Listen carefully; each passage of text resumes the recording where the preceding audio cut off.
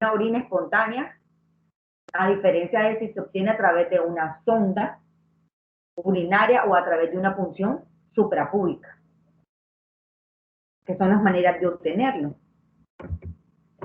Entonces vamos a tener el examen físico de lo que es la muestra de orina, que esta va a determinar los siguientes parámetros: el aspecto, el color, el olor, el volumen, el pH y la densidad de la orina. En el aspecto, la orina tiene un color normal amarillo, que es debido en gran parte a que al pigmento urocromo y a pequeñas cantidades de urobilona, ¿verdad? Y también de la uroeritrina. Entonces, se considera que esta excreción de urocromo es proporcional a lo que es el metabolismo basal y pues va a incrementar durante la fiebre y la caquexia. Cuanto al aspecto, el pigmento rosado puede depositarse en el ácido úrico en los cristales de urato, que no deben de confundirse con lo que son los hematíes. Una orina clara es consecuencia de una elevada ingesta de líquidos. Normalmente la orina es amarilla, ¿verdad?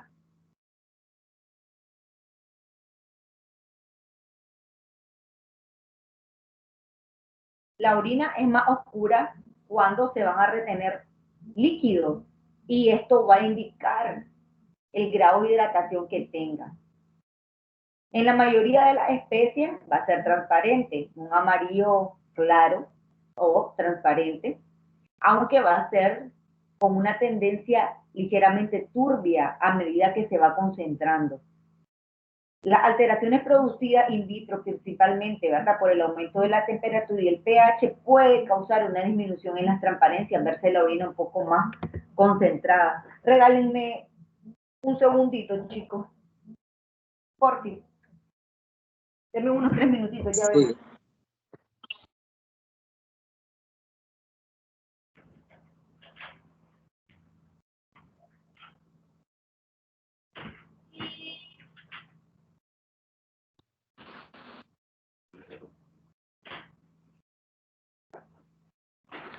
Eduardo, aprovechando, mañana hay seminario, o el jueves hay seminario de uroanálisis. No, seminario no hay, lo que hay es laboratorio. Fíjate que a mí no me salen las guías. Es que, a ver, no están en el aula virtual. El día que me enviaron las contraseñas y todos los archivos, yo los mandé, ¿cómo se llama? Al grupo. Ah, ok, gracias, ahí lo voy a buscar.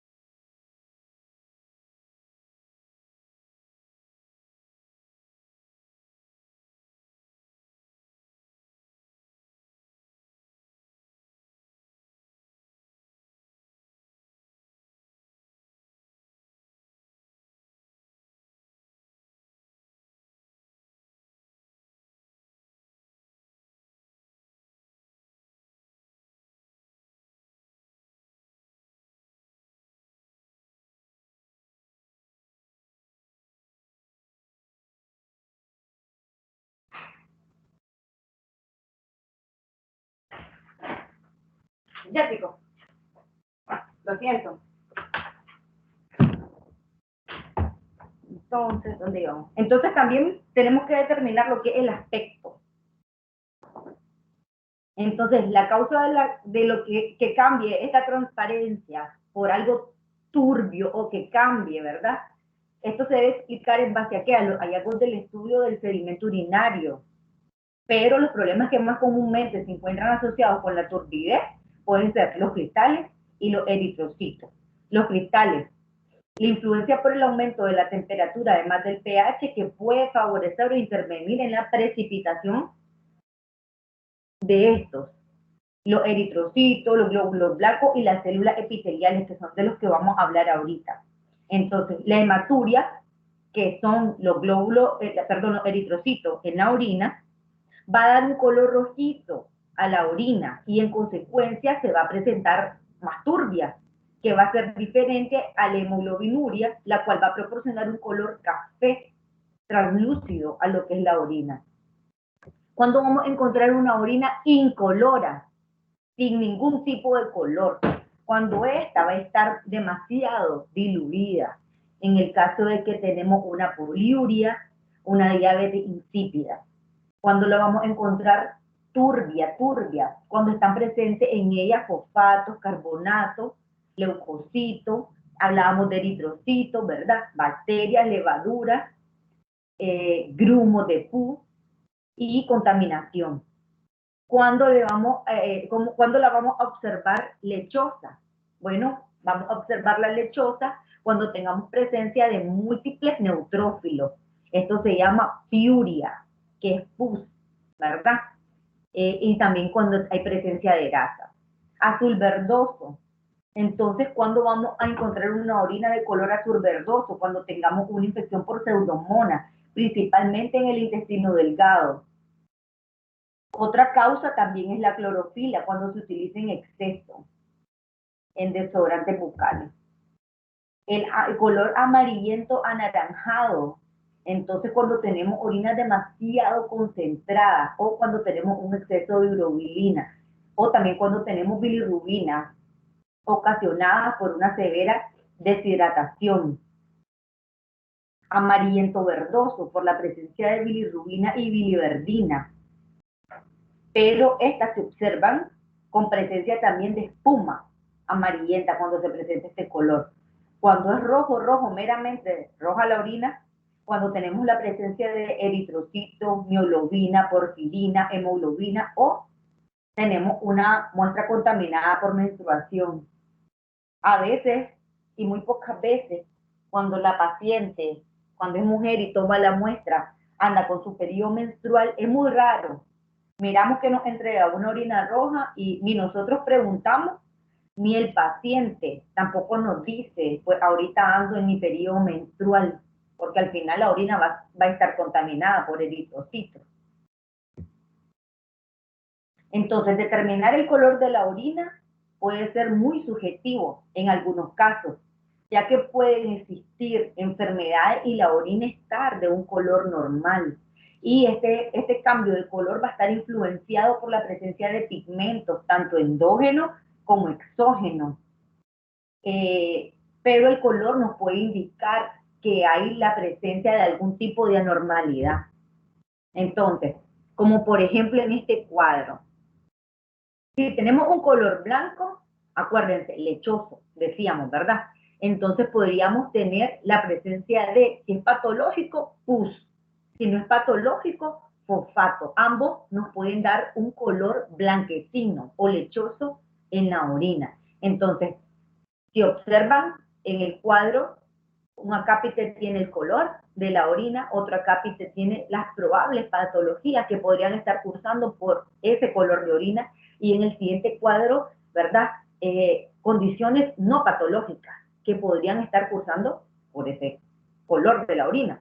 Entonces, si tenemos una amarilla o anaranjada, puede ser en patologías por presencia de bilirrubina, ¿verdad? O urobilina. En caso que sea no patológica, puede ser por colorantes o por alimento ingerido. Color rosado o rojo puede ser presencia, si es patológica, de eritrocito, hemoglobina, mioglobina, porfirina. En caso de no patológicas, puede ser colorante, alimento o contaminación. Color castaño o negro puede ser presencia de bilirrubina, fenol, melanina, metahemoglobina y porfirina. Y no patológicas podría ser por presencia de componentes de hierro. Si es azul verde, podría ser por patologías como la biliverdina o infecciones por pseudomonas, y no patológicas, pues azul de metileno o timol. Vamos al olor, a investigar el olor. El olor de la orina es sui generis. La detección de olores anormales van a ser un indicativo de un estudio más profundo del paciente. Es inespecífico para tener la determinación de algún padecimiento. No va a decir, me puede orientar, pero no me va a decir de que tiene tal cosa. Es decir, vengo y siento un olor en la orina, entonces eso no va a ser específico para un tipo de patología. Sí la puedo sospechar, pero no va a ser en realidad específico. El olor amoniacal va a ser un hallazgo común en la orina dado por el amoníaco, mientras que el amonio y la urea van a ser incoloros. Las principales causas de este olor van a ser la reducción de la urea amoníaco por bacterias que son reductivas y que podrían ser o patógenas o contaminantes. Por lo que un olor amoniacal en una orina recién colectada o recolectada puede ser indicativo de un proceso infeccioso del tracto urinario por bacterias, ¿verdad? Ahora, por ejemplo, en este otro cuadro, aquí les puse, me recuerdan, porfa, miren que he estado horriblemente ocupada, la semana pasada fue estresante y desastrosa, y parece que esta semana voy igual de estresante, de mandarle las dos clases. Me recuerdan, oigan, hoy no, sí, pero sí recuérdenme para enviárselas, para que ustedes miren más detenidamente estos cuadritos. Entonces, olor, ¿verdad? A sudor de pies en acidemia, a jarabe de arce, la enfermedad por jarabe de arce, olor a col, mala absorción de metionina, olor a ratón, fenilcetonuria, olor a pescado podrido. ¿Me entienden lo que estoy tratando de decir con esto de los olores y de las causas, verdad?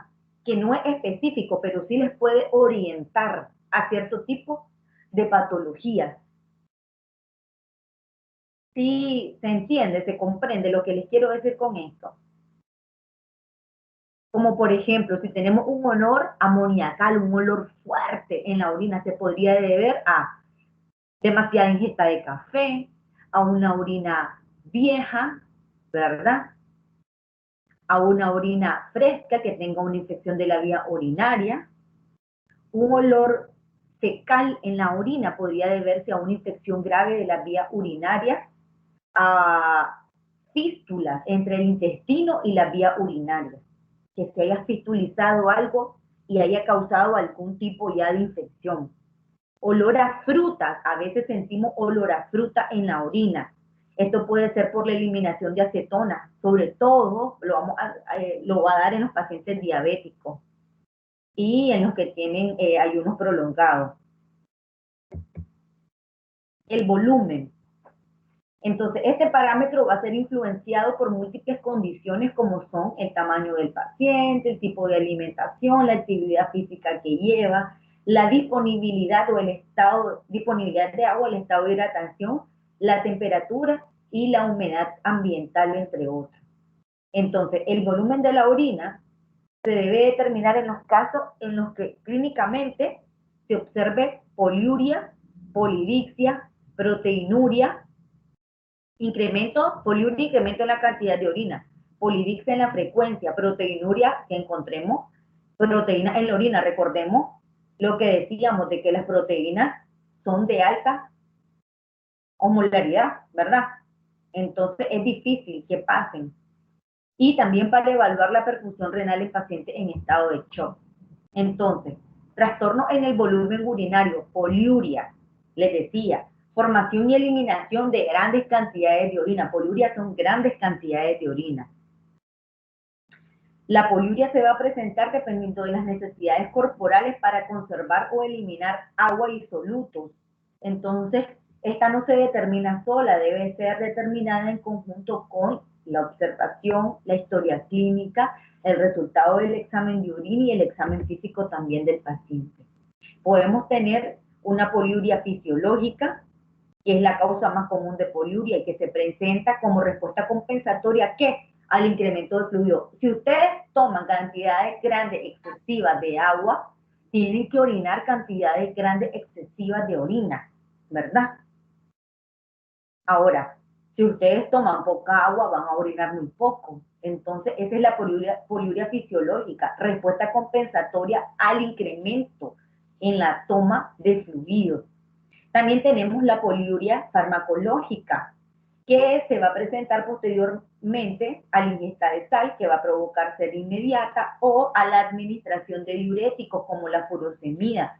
Si ustedes tienen un paciente, por ejemplo, un paciente cardiópata, el cual está descompensado y se le está yendo todo el agua, se le está redirigiendo hacia el pulmón y necesitan, está en estado de choque ese pulmón y necesitan sacar líquido, entonces ustedes administran furosemida, por tanto van a provocar una diuresis forzada y este paciente va a tener incremento en la cantidad de orina secundaria al fármaco administrado. También secundario a administración de líquidos intravenosos. Es igual como lo tomado, pero eso pues no es fisiológico, no es normal. Si usted administra grandes cantidades de volumen de líquido, van a orinar pues mucho más. También tenemos la poliuria patológica. Entonces, basándose en el examen tanto de orina como en un examen de sangre, este tipo de poliuria se va a clasificar en diuresis de agua y diuresis de soluto. En la de agua va a ser caracterizada ¿por qué? Por una gravedad específica y una osmolaridad baja. Va a resultar del derrame de lo que es la hormona antidiurética, como por ejemplo en la diabetes insípida. La diuresis de soluto va a ser caracterizada ¿por qué? Por un aumento en la osmolaridad y gravedad específica, que va a ser resultado de ¿qué? De un incremento en la excreción de solutos, que va a exceder la capacidad de los túbulos renales para reabsorberlo, como en el caso de la diabetes mellitus.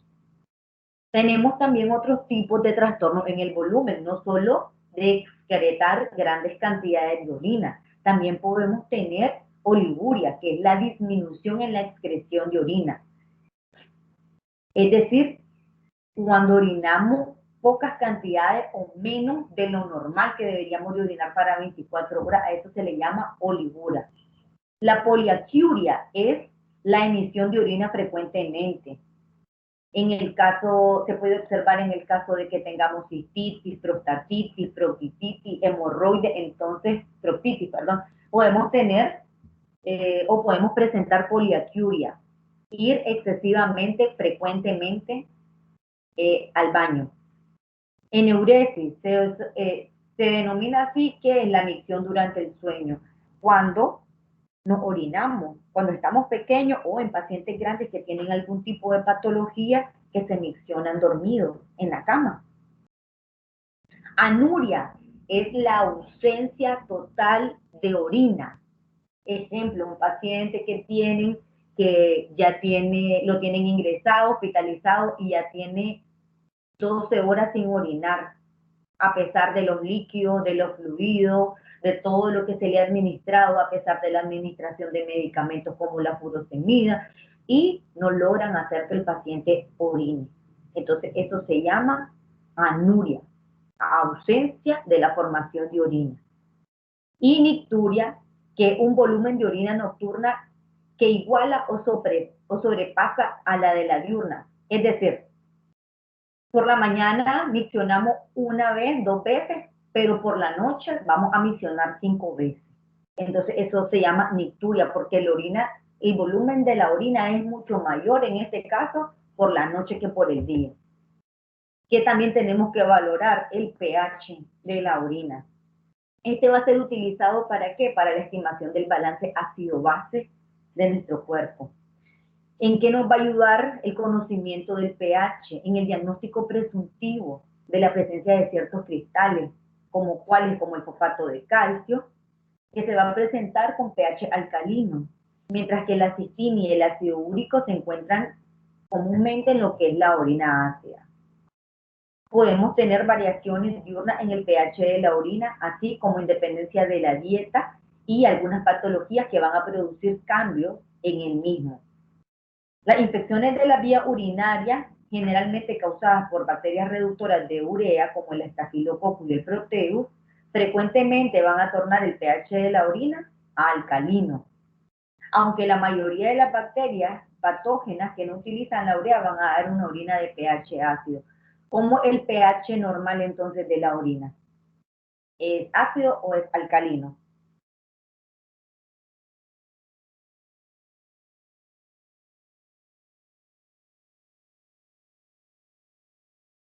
No pueden hablar, Eduardo.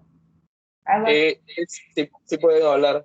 El pH normal de una orina va entre los 6 a los 7. ¿Pero es ácido o es alcalino? Alcalino. Ácido. A ver, ácido o alcalino. Ligeramente ácido. Es ácido. Ácido. Si ya se torna alcalino, entonces predisponemos a la acidez es el mecanismo de defensa para que no nos colonicen las bacterias. Si nosotros ya tenemos un pH alcalino, entonces más fácilmente podemos adquirir infecciones de las vías urinarias. Entonces el pH debería de ser ácido. Entonces tenemos un cuadro, otro cuadrito, donde tenemos y clasificamos o dividimos lo que es la orina ácida con la orina alcalina. Entonces, en la orina ácida, fisiología, cuando nos alimentamos rico en carne, ¿verdad?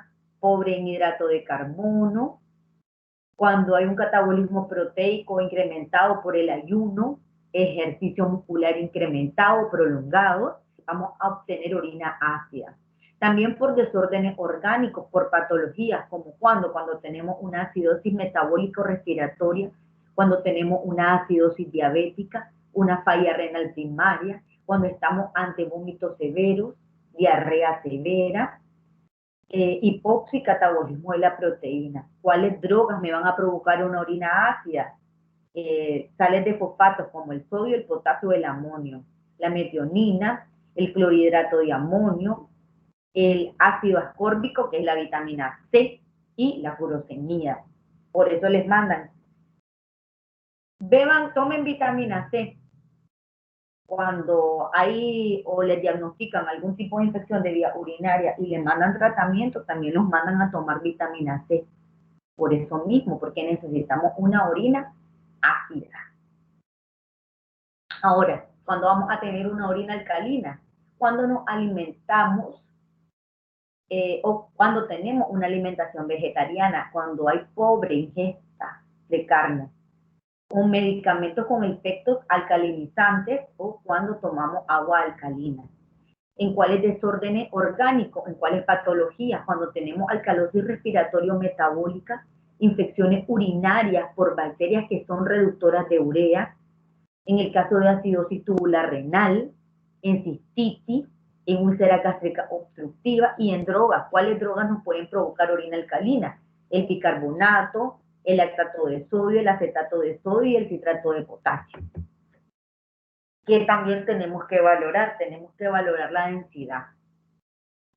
Entonces, la densidad va a ser la comparación del peso de la orina contra el peso del agua destilada.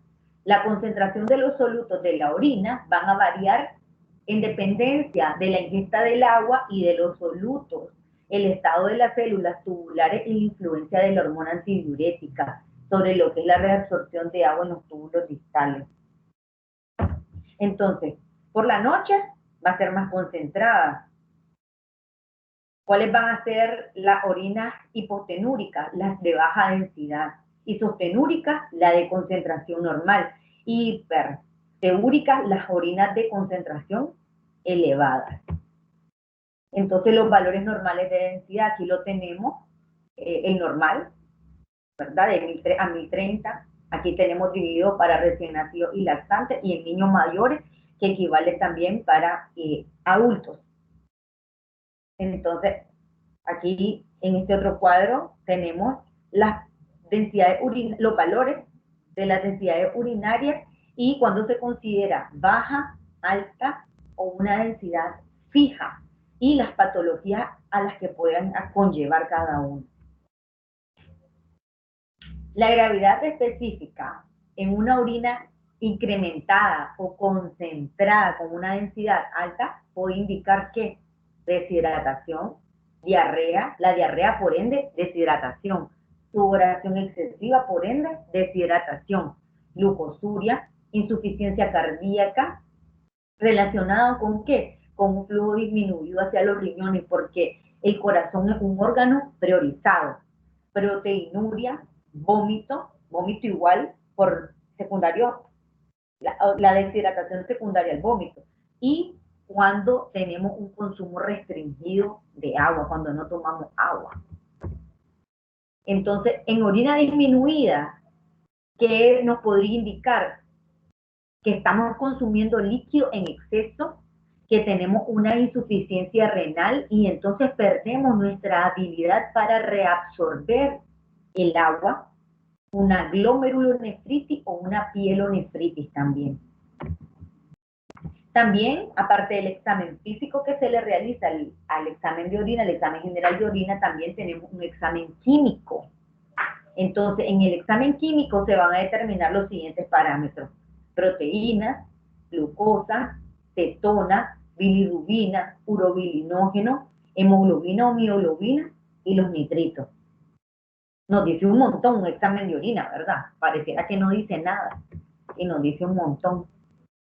Las proteínas se van a excretar menos de 10 miligramos por decilitro. Se van a filtrar principalmente, hablamos, las de bajo peso molecular. ¿Recuerdan?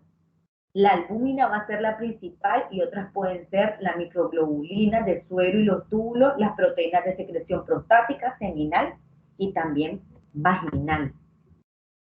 La glucosa. La aparición de trazas de glucosa puede ser normal, pero en cantidades que son suficientes de detectar en las pruebas de laboratorio utilizadas como en las cintas multistick. Entonces, generalmente, podemos encontrar trazas, pero generalmente en estas cintas o en estas pruebas de multistick nos van a dar como normal o negativo. O sea que no se van a tomar en cuenta así cuando hay tan poca cantidad.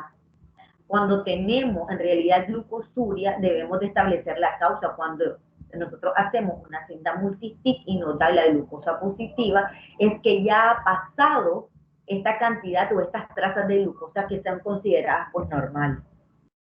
Tenemos dos tipos de glucosuria, que es incremento del azúcar o la glucosa en la orina. Tenemos una fisiológica y una farmacológica. En la fisiológica puede ocurrir en los casos en los que se excede la capacidad de los túbulos para reabsorber la glucosa o el azúcar. Esto es cuando se excede la cantidad de 170 a 180 miligramos por decilitro de la glucosa en la sangre. Es decir, si en sangre se eleva la cantidad de glucosa, nosotros vamos a excretar glucosa por la orina también, porque excede la capacidad de los túbulos renales para reabsorber esta glucosa. Ahora, también vamos a tener una glucosuria farmacológica.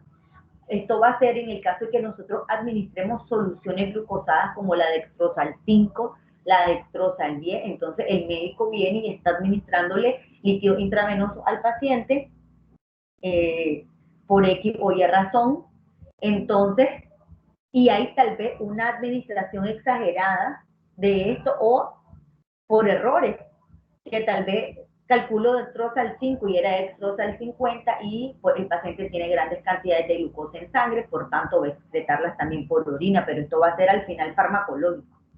También por la administración de glucocorticoides, cuando nosotros administramos hidrocortisona, cuando nosotros damos prednisona, vamos a tener un incremento del azúcar en sangre y por tanto también vamos a tener incremento o vamos a exceder igual la capacidad de los túbulos porque vamos a tener un exceso de azúcar en orina. La bilirrubina. ¿Cuándo debemos de buscar bilirrubina en orina? Cuando tenemos un color de orina oscuro o espuma amarilla. Entonces nos van a indicar la posibilidad de que tengamos bilirrubinas positivas en orina. Este va a ser un producto de desdoblamiento de la hemoglobina formado por las células reticuloendoteliales del vaso, el hígado y la médula ósea y va a ser transportado hacia la sangre por lo que son las proteínas. Las bilirrubinas no deberían de aparecer en orina porque son excretadas hacia lo que es el intestino con la bilis y ahí se van a reducir en urobilinógeno y luego va a ser oxidado y excretado a través de la pupú, a través de la heces, en forma de urobilina. Entonces, nada tiene que ver con la orina. ¿Cuándo vamos a tener la presencia de bilirrubina en orina? Cuando nos va a indicar una obstrucción al flujo de la bilis desde el hígado, como en el caso de los cálculos biliares o un carcinoma de páncreas. Una excreción anormal de urobilinógeno va a ser de 0.5 a 2.5 miligramos en 24 horas y si nos excede a esto, pues vamos a tener la presencia de bilirrubina. También cuando tenemos, ay, aquí está malo.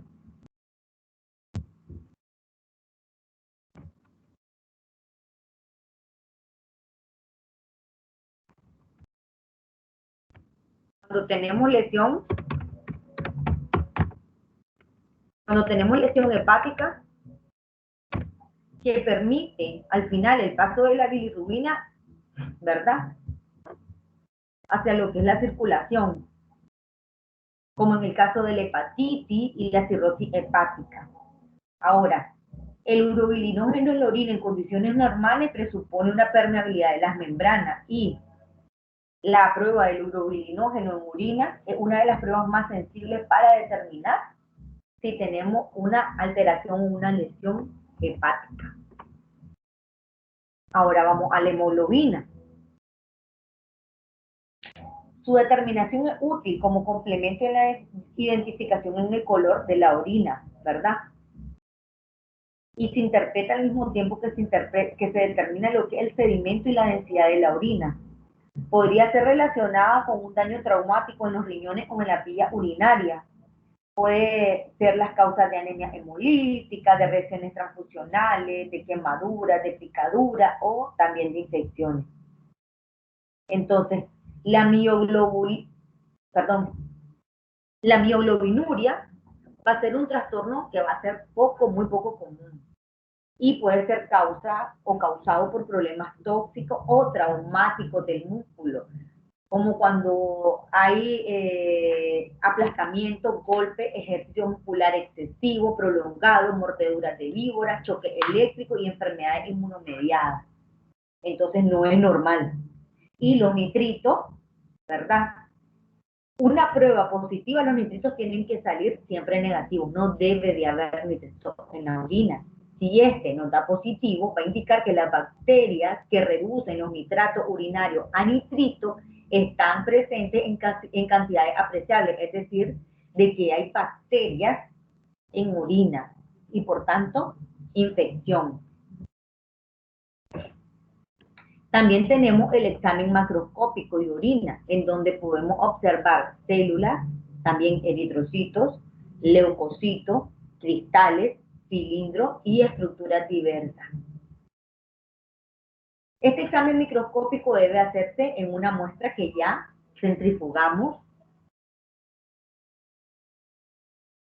Vamos a encontrar células. Entre las células que pueden estar presentes tenemos los eritrocitos, ¿verdad?, que son los glóbulos rojos, los leucocitos, que son los glóbulos blancos, y las células epiteliales que provienen de cualquier punto del tracto urinario, desde los túbulos hasta la uretra, o como contaminantes procedentes de la vulva o de la vagina. Entonces, los eritrocitos, los hematíes o eritrocitos presentes en la orina pueden provenir, dijimos, de cualquier punto del tracto urinario, desde el glomérulo hasta el meato urinario. Y en la mujer la mayoría de veces va a constituir como una contaminación menstrual, ¿verdad? Cuando andamos con nuestro periodo menstrual y contaminamos la orina. Cuando la muestra de orina va a ser fresca, los hematíes presentan un aspecto normal, de color pálido o amarillento. Son discos que van a ser uniformes, bicóncavos y van a carecer de núcleo. Y cuando se observan, tienen el aspecto de vidrio de reloj. ¿Cuánto tiempo después de haber tomado una muestra de orina yo la debo de transportar y procesar para yo poder observar toda y cada una de estas cosas que he hablado hasta ahorita y que no vi nada?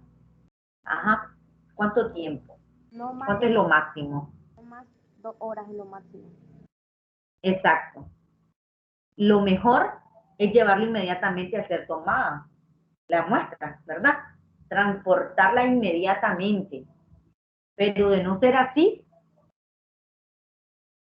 el máximo de tiempo entre la toma y el procesamiento es ¿de cuánto me dijeron? 2 horas. Exacto. Horas. Cuando tenemos orina diluida o hipotónica, los hematíes se van a hinchar y hasta pueden eliminarse, pueden lisarse, liberando de este modo su contenido de hemoglobina en la orina. En la hipertónica hay crenación de los hematíes que se parecen a veces, vamos a observarlos como tipo gránulo. Y en ocasiones vamos a poder observar en el sedimento urinario hematíes microcíticos. Los leucocitos. Entonces, los glóbulos blancos pueden estar en cualquier punto igual del tracto urinario. Dijimos, desde el glomérulo hasta la uretra, igual que los glóbulos rojos. En promedio, la orina normal puede contener hasta 2 glóbulos blancos por campo de gran aumento. Los leucocitos van a ser de mayor tamaño que los eritrocitos, pero más pequeños que las células, ¿verdad?, del epitelio renal. Las células epiteliales van a encontrarse en la orina como consecuencia de ¿qué? Del desprendimiento normal de células viejas. Vamos a ver, así de contenido largo, delgado. Un incremento marcado de estas van a indicar que inflamación de la porción del tracto urinario de donde se encontraron o proceden.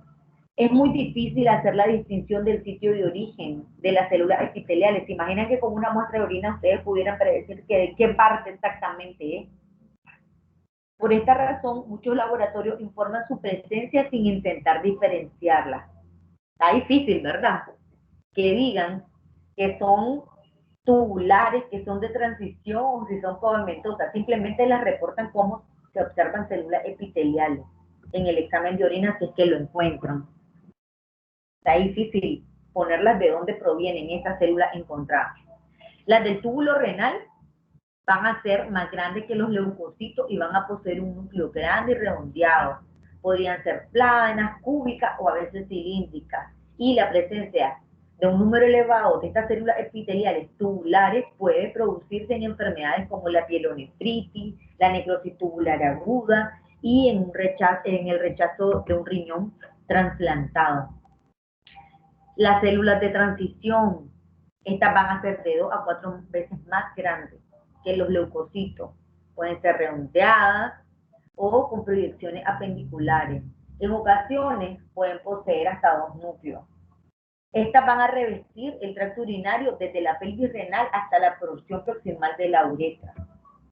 Las pavimentosas o escamosas van a ser reconocidas fácilmente por su gran tamaño, por ser planas y por ser irregulares. Van a contener núcleos centrales pequeños y abundantes citoplasmas y estas provienen de lo que son principalmente la uretra y la vagina. La mayoría de estas, cuando encontramos células escamosas o pavimentosas, van a ser de la contaminación vaginal. Entonces tiene escaso significado diagnóstico. También podemos observar cristales. Normalmente no vamos a encontrar cristales en una orina reciente, fresca, pero pueden aparecer si la dejamos reposar durante mucho tiempo. Entonces, cuando la orina está sobresaturada con un compuesto cristalino en particular, o cuando las propiedades de solubilidad de la orina tan alterada, el resultado va a ser al final la formación de cristales en la orina. En algunos casos, esta precipitación se produce en el mismo riñón o en el tracto urinario, y es ahí cuando se da lugar a la formación de los cálculos, llamados piedras, ¿verdad? Muchos de los cristales que encontramos nosotros en el examen general de orina o que nosotros reportamos van a tener escasa significación clínica. En los casos que tengamos, excepto en los casos que tengamos algún trastorno metabólico del paciente o de la formación de cálculo, y en aquellos que sean necesarios pues, regular la medicación. ¿Cuáles vamos a ser los cristales de mayor importancia? La citina, la tirosina, la leucina y los de colesterol. Los cristales en orina ácida. Los cristales que normalmente vamos a encontrar en orina ácida van a ser el ácido úrico, el oxalato de calcio y los uratos amorfos. Con menor frecuencia van a haber cristales de sulfato de calcio, uratos de sodio, ¿verdad? Leucina, colesterol y sulfamida. Los cristales de oxalato de calcio, ¿han escuchado de ellos? Van a aparecer en forma de sobre, observan el dibujito, la figura que está ahí. Van a ser incoloros, pueden presentarse también en orina alcalina. Se pueden encontrar después de ingerir tomate, ajo, naranja, espárrago, en el caso que tengamos cálculo, diabetes y enfermedad renal crónica. Los cristales de urato amorfo no van a tener una forma en específica, pueden ser de sodio, potasio, magnesio y calcio, tienen aspecto de grano y color anaranjado o amarillento y no tienen importancia a nivel clínico. ¿Cuáles van a ser los cristales en orina alcalina? El fosfato triple, los fosfatos amorfos, los carbonatos de calcio, los fosfatos de calcio y los uratos de amonio. Los cristales de fosfato triple se van a presentar como prisma incoloro. Los de los fosfatos amorfos no van a tener clínicamente ningún significado. Los carbonatos de calcio van a ser pequeñas esferas sin color. Los de los fosfatos de calcio van a ser incoloros y con forma de aguja. Entonces aquí tenemos el fosfato triple, observen los dibujos, el fosfato amorfo, el carbonato de calcio y el fosfato de calcio. Los cilindros. Los cilindros urinarios se van a formar en la luz de los túbulos del riñón y van a recibir este nombre porque son moldeados en los túbulos. Este es compuesto de leucocitos, eritrocitos y células renales. De todo ello se componen estos cilindros, leuco, eritro y células renales. Se van a mantener juntos por una proteína segregada por el riñón. Entonces, se pueden presentar en el caso de estasis urinaria por una disminución del flujo de orina, una acidez incrementada, una elevada concentración de soluto y la presencia de constituyentes proteicos. Estos van a tener lugar, o su formación va a tener lugar en los túbulos distales y colectores, porque ahí donde la orina alcanza su concentración y acidificación máxima. Vamos a tener de dos tipos, los leucocitarios y los granulosos. Bacterias. Normalmente en la orina a nivel renal y vesical no deben de existir bacterias, pero puede contaminarse por bacterias procedentes de donde, de la uretra o de la vagina o de fuente externa.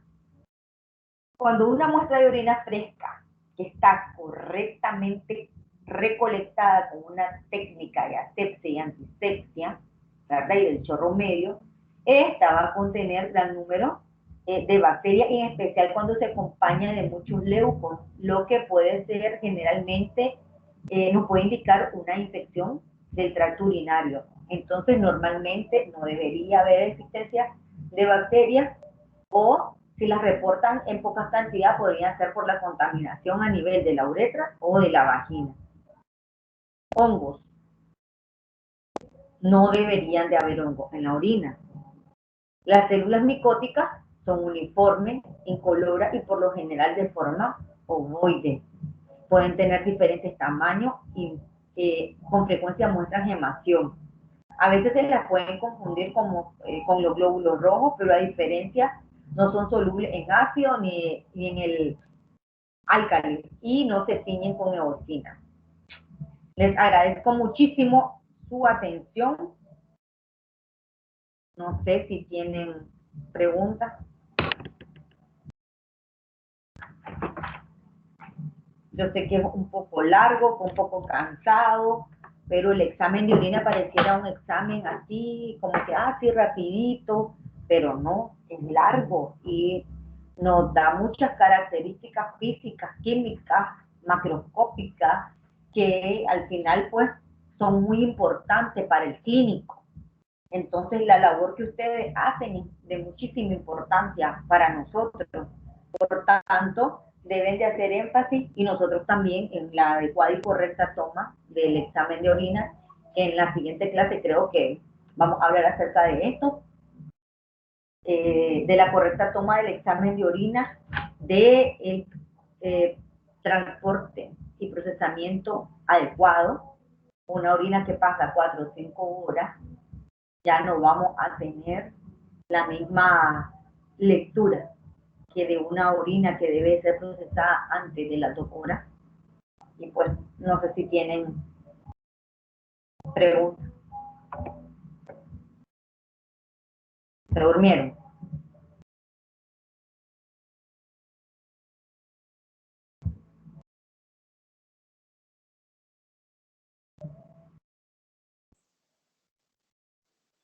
¿Qué me les pasó?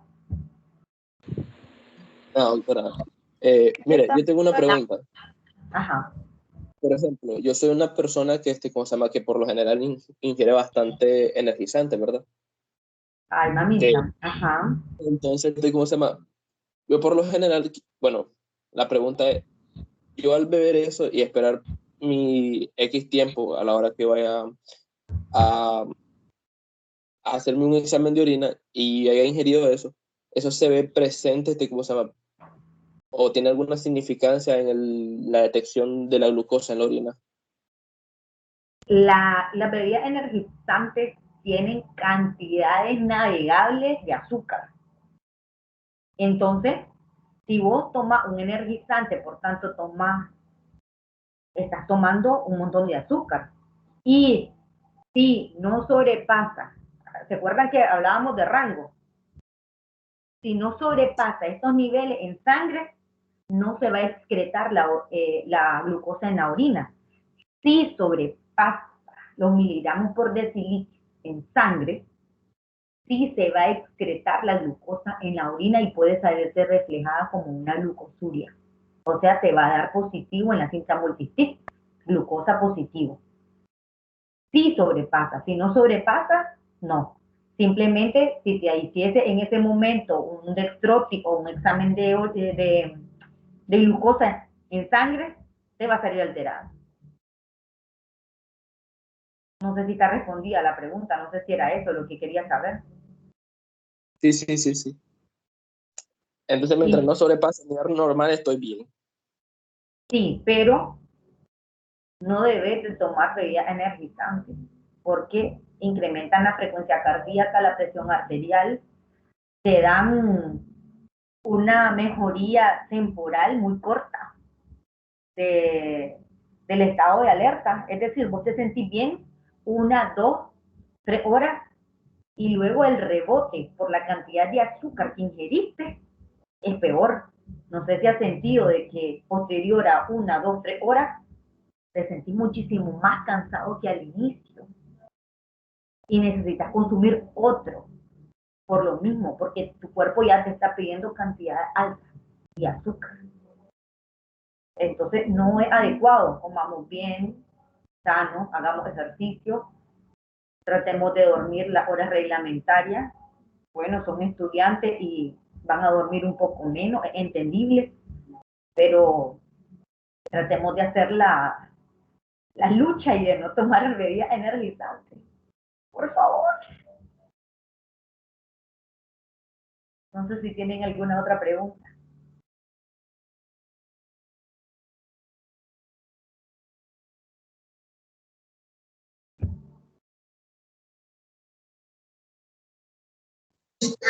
Ninguno. ¿Sí?